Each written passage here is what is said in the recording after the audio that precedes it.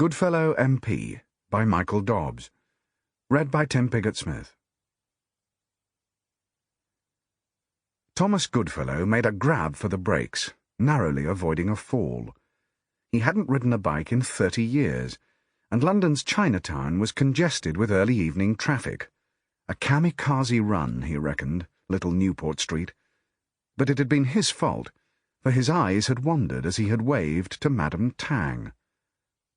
Mind you, since he'd moved into Chinatown some months earlier, he'd learnt it was worth taking risks to be on the good side of Madame Tang.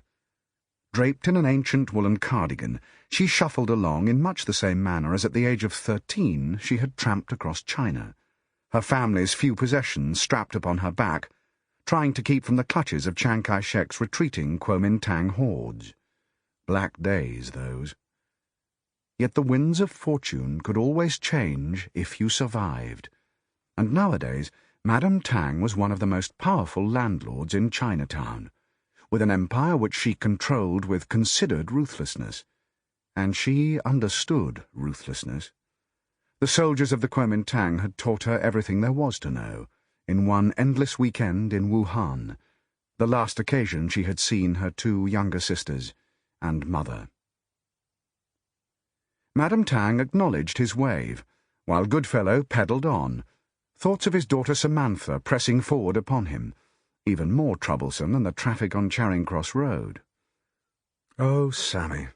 How boundless was the part she played in his world, and how stupid their row, which felt as though it had lasted since the last summer holiday, when at the age of 15 she hadn't come home till 2. The youthful anger had poured out relentlessly like a river in flood.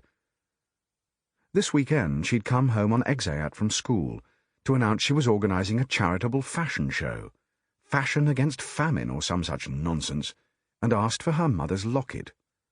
She doesn't need it any more, won't even know it's gone, Daddy. And that had hurt, scraped open wounds. Of course, she was right. He had bought Eleanor the locket to celebrate their wedding anniversary, a lifetime ago, when Sammy had been almost 12, and her brother Stevie almost 14. Sammy had admired it from first sight with such an intensity that her mother had promised that one day it would be hers. None of them had understood how quickly that day might come. So he had said no, not yet willing to let go. She had shouted that it was what her mother would have wanted, and then it was his turn to raise his voice and demand to know how the hell she knew. Being preoccupied by thoughts of Sammy and distracted by new shoes which were rubbing raw didn't help you when you were about to launch yourself upon Trafalgar Square in the teeth of the rush hour. Nor did Goodfellow's mobile phone, carried with parliamentary papers and a bottle of Bulgarian Cabernet in the wicker basket on his handlebars, when it started to burble just as the traffic lights changed, just as a Vauxhall came to a complete halt in the middle of the intersection. Cabbies shouted, traffic weaved. Goodfellowe, scrabbling for his phone, lost control. The chauffeur in the Rolls-Royce behind, taking his cue as ever from his employer, had just put his foot down, only to find his way suddenly barred by what appeared to be an attempted suicide. He slammed the brake.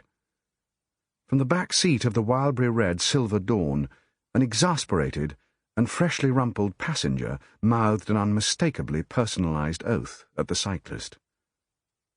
Thomas Goodfellowe, Tribune of the People and Member of Parliament for Marshwood, had had his first brush with Freddy Corsa, a man who took pride in representing no one but himself.